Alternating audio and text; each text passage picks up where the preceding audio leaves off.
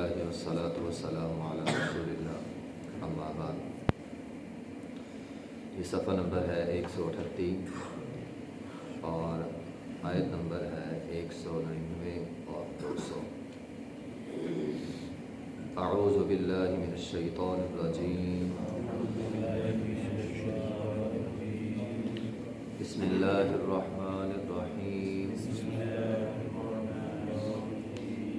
وَإِنَّ مِنْ أَهْلِ الْكِتَابِ لَمَنْ يُؤْمِنُ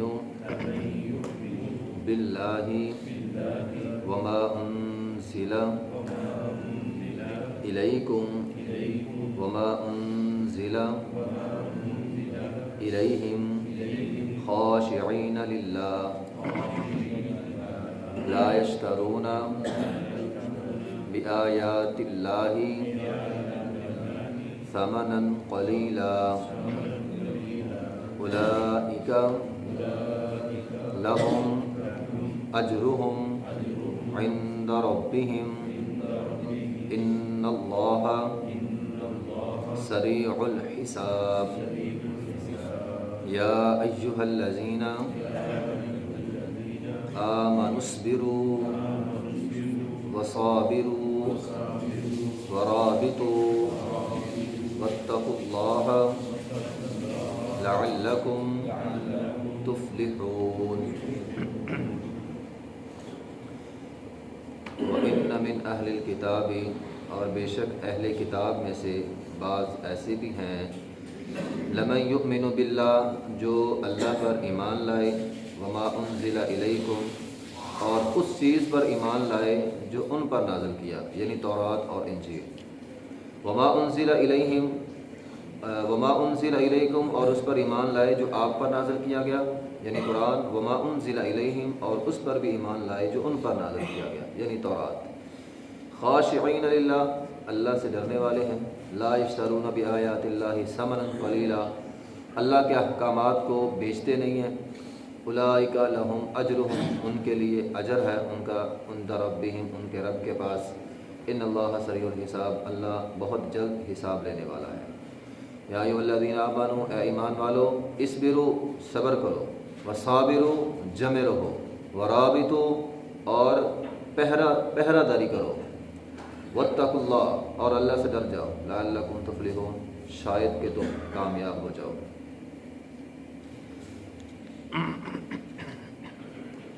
وَإِنَّ مِنْ أَهْلِ الْكِتَابِ، یہاں سے مراد وہ اہل کتاب ہیں جو اپنے انبیاء پر بھی ایمان لائے اور نبی علیہ الصلاۃ والسلام پر بھی ایمان لائے، یعنی یہودی جو اپنے انبیاء پر ایمان لائے، عیسائی جو عیسیٰ علیہ السلام پر ایمان لائے، اور پھر نبی علیہ السلام کی دعوت پر بھی انہوں نے لبیک کہا۔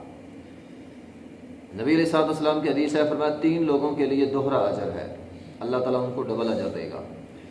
ایک وہ آدمی جس کے پاس لونڈی ہو، وہ لونڈی کو اچھی تربیت اس کی کرے، اسے تعلیم دے، پڑھائے لکھائے، اچھی تربیت کرے، اور پھر بعد میں اس کے ساتھ نکاح کر لے، فرمایا اللہ تعالیٰ اس کو دوہرا اجر دے گا۔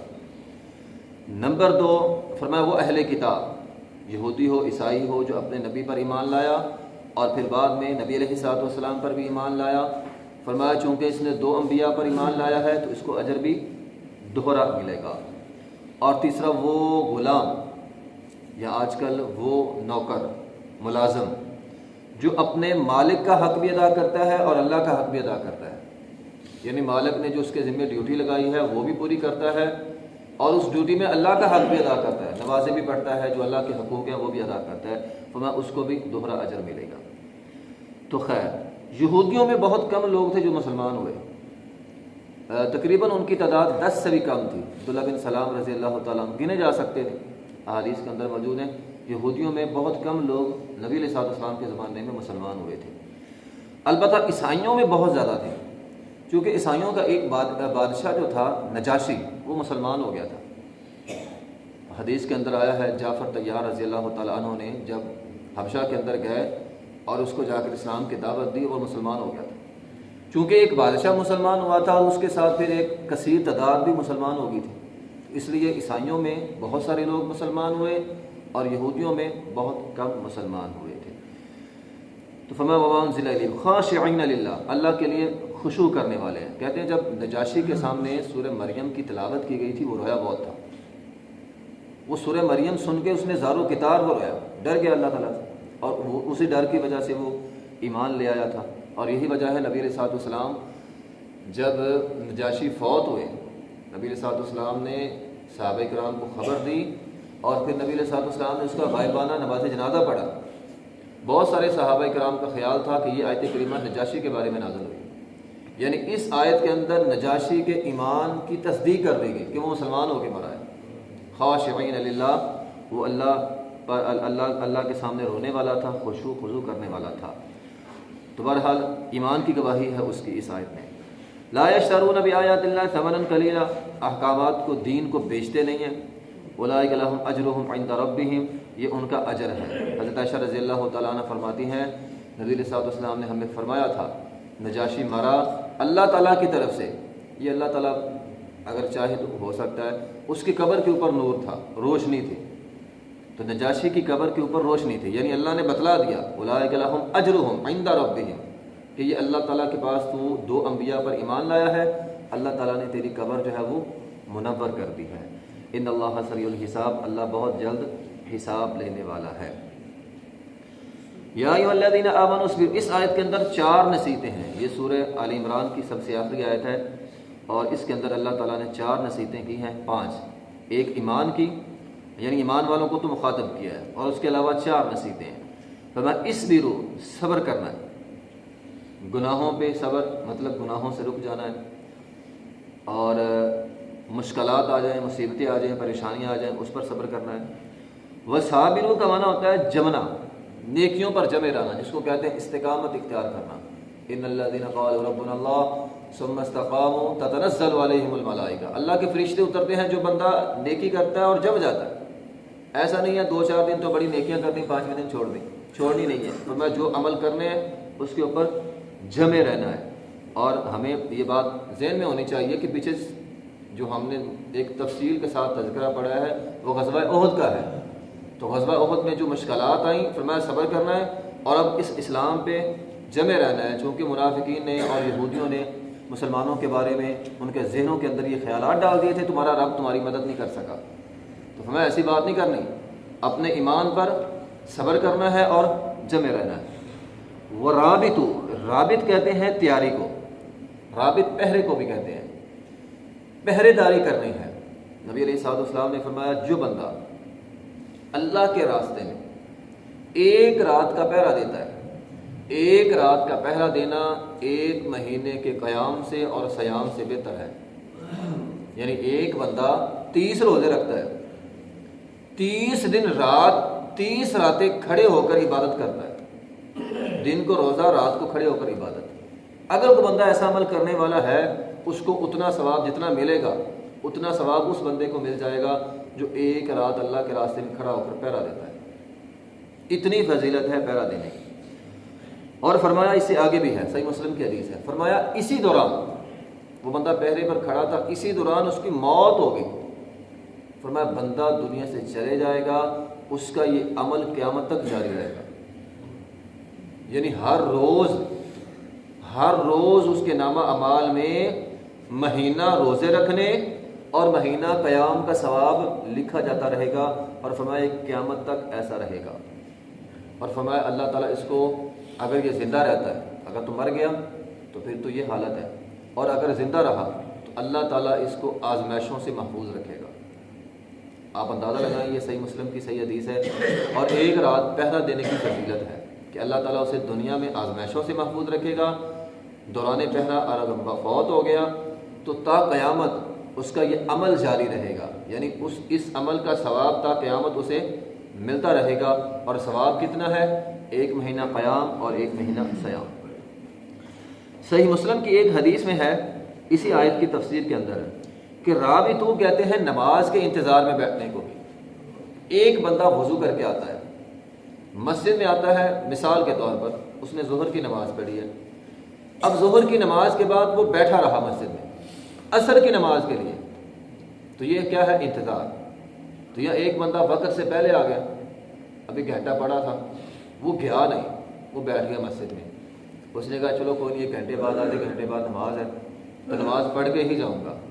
اب وہ مسجد میں بیٹھا ہے صرف نماز کے انتظار میں. تو فرمایا جو بندہ حدیث میں ہے وضو کرتا ہے اچھی طرح اور مسجد کی طرف چل کے آتا ہے اور ایک نماز پڑھنے کے بعد دوسری نماز کے انتظار میں بیٹھا رہتا ہے، فرمایا یہ بھی رباط ہے، یہ بھی گویا رباط ہے، پہرا دینا ہے کہ وہ نماز کے انتظار میں بیٹھا ہوا ہے. تو بہرحال مدنی دور میں پہرے داری کی بڑی ضرورت تھی. نبی علیہ الصلوۃ والسلام جب مدینہ ہجرت کر کے آئے، اطراف کے قبائل خطرہ رہتا تھا کوئی قبیلہ حملہ نہ کر دے، اور ایسے بہت سارے واقعات ہوئے بھی. صلح حدیبیہ سے پہلے ایسے بہت سارے واقعات ہوئے کہ چند قبائل نے مل کر مدینہ پہ حملہ کرنے کی کوشش کی، یا کوئی چھیڑ چھاڑ وہ کرتے رہتے. ایک دفعہ رات کو بڑی زوردار آواز آئی، صحابہ کرام رات کو اٹھ کے بیدار ہوئے، سارے اس آواز کی طرف جہاں سے آواز آئی تھی وہاں اس آواز کی طرف جا رہے. صحابہ کرام جا رہے ہیں اور رسول اللہ صلی اللہ علیہ وسلم واپس آ رہے ہیں. صحابہ جا رہے ہیں، نبی علیہ الصلوۃ والسلام واپس آ رہے ہیں. آپ نے فرمایا میں وہاں سے ہو کر آ گیا ہوں، وہاں پہ کچھ بھی نہیں ہے. یعنی آپ صحابہ سے بھی پہلے وہاں پہ چلے گئے اور دیکھ کر واپس بھی آ رہے ہیں. تو نبی علیہ الصلوۃ والسلام کی یہ گویا پہرے داری تھی. بنو سلمہ کا قبیلہ تھا، انہوں نے اجازت مانگی تھی اللہ کے رسول صلی اللہ علیہ وسلم ہماری بستی نہ بالکل وہ سرحد پہ ہے، مدینے کے کنارے پہ، ہم چاہتے ہیں ہم مسجد نبوی کے قریب آ جائیں، وہاں پہ آ کر رہائشیں بنا لیں. نبی علیہ الصلوۃ والسلام نے فرمایا نہیں، تم وہاں پہ رہو. اور ساتھ آپ نے فضیلت بیان کر دی کہ جتنا چل کے مسجد کی طرف آؤ گے اتنا اجر ملے گا. اور پیچھے مقصد کیا تھا کہ یہ بنو سلمہ کے لوگ جنگجو ہیں، ان کی وجہ سے مدینے کی پہرہ داری ہوتی ہے. ایک بڑا قبیلہ جنگجو قبیلہ اگر سرحد میں آباد ہوگا تو علاقے کی حفاظت ہوتی ہے. گویا نبی علیہ الصلوۃ والسلام نے ان کو پہرے داری کے لیے وہاں پہ رکھا تھا. صلح حدیبیہ کے بعد ایسا چلتا رہا. پھر تک 9 ہجری میں مسلمانوں نے جب مکہ بھی فتح ہو گیا، مکہ فتح ہونے کے بعد اسلام کی باؤنڈری جو ہے وہ بڑی ہو گئی، تو پھر عیسائیوں کا خطرہ رہتا تھا ہر وقت کہیں نہ کہیں یہ حملہ نہ کر دیں. یہ سلسلہ اس طرح چلتا رہا. جب نبی علیہ الصلوۃ والسلام کے زمانے کے بعد، صدیق کے زمانے کے بعد فاروق اعظم رضی اللہ عنہ کا زمانہ آیا اور 22 لاکھ مربع میل پر جب اسلامی سلطنت پھیل گئی، تو اس وقت حضرت عمر رضی اللہ تعالیٰ عنہ نے فوجی چھونیاں مقرر کی تھیں. اس سے پہلے فوجی چھونیاں نہیں تھیں، ایسے لوگ پہرا دیتے تھے، کبھی کسی نے دے دیا کبھی کسی نے دے دیا یا کسی قبیلے نے دے دیا. اس کے بعد حضرت عمر رضی اللہ تعالیٰ عنہ نے باقاعدہ فوجی چھونیاں قائم کی تھیں، اور ان کا مقصد یہ ہوتا تھا کہ ہر وقت وہاں پہ فوجی موجود ہوں گے. اور آج تک یہ چلتا آ رہا ہے. آج بھی دیکھ لیں ہر ملک کی سرحد پہ فوجی موجود ہوتے ہیں، چاہے وہ مسلمانوں کا ہو چاہے وہ غیر مسلم کا ہو. تو وہ فوجی چھونیوں والا جو سسٹم ہے وہ آج تک موجود ہے، اور یہ حضرت عمر رضی اللہ عنہ نے نکالا تھا ملک کے دفاع کے لیے، سرحد کی حفاظت کے لیے اور پہرے داری کے لیے. تو بہرحال ورابطو پہرے دینے کی بہت فضیلت ہے. غزوہ حنین کے موقع میں نبی علیہ الصلوۃ والسلام نے فرمایا تھا، بڑی مشکل حالت تھی، فرمایا آج رات پہرا کون دے گا؟ ابو مرثد ایک صحابی ہے نبی علیہ الصلوۃ والسلام، انہوں نے کہا جی میں پہرا دوں گا. نبی علیہ الصلوۃ والسلام نے فرمایا گھبرانا نہیں، بھاگنا نہیں ہے، ڈٹ کے پہرا دینا ہے. حالات بڑے مشکل ہیں، نارمل حالت نہیں ہے. اس نے کہا جی ڈٹ کے پہرا دوں گا. آپ نے فرمایا چل پھر سواری پہ سوار ہو جا. وہ گھوڑے پہ سوار ہوگا، پہاڑ کی فرمایا چوٹی پہ چڑھ جانا ہے اور ساری رات پہرا دینا ہے، اور اگر کوئی خطرہ ہو تو ہمیں اطلاع کر دینا. ابو مرثد رضی اللہ تعالیٰ فرماتے ہیں میں گھوڑے کے اوپر چڑھا اور بالکل پہاڑ کی چوٹی پہ چڑھ گیا.